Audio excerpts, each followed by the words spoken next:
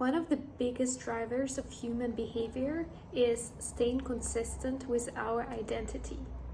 So if you ever want in your life to change something, to take a different action, or understand why you're doing or taking a certain action, is to ask yourself, which part of my identity do I need to build? If you want to create a new habit, take a different action from what you used to, or you need to ask yourself, of which part of my identity should I let go if you want to change and stop doing something.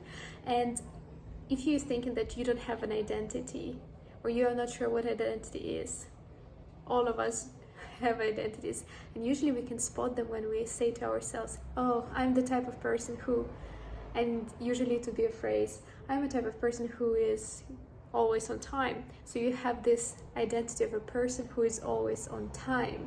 So then guess what? You'll always be on time, because that's an identity and how you identify.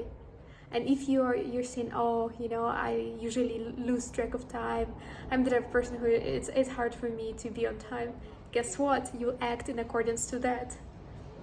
So all the actions that you'll be taking will be actually aligned with your identity and how you think about yourself. So that's why it's so hard to create new behaviors, new actions, because they're usually not aligned with who we think we are. But who we think we are is also very malleable. We can change that. I always used to think of myself as someone who likes to stay up late and work into the night and then sleep in. And then I completely changed my identity. Now I'm the person who wakes up at 5 in the morning. And I'm loving doing that. But now that's who I am. Now my identity is completely entangled around the part of, oh, I'm the type of person who doesn't stay in late.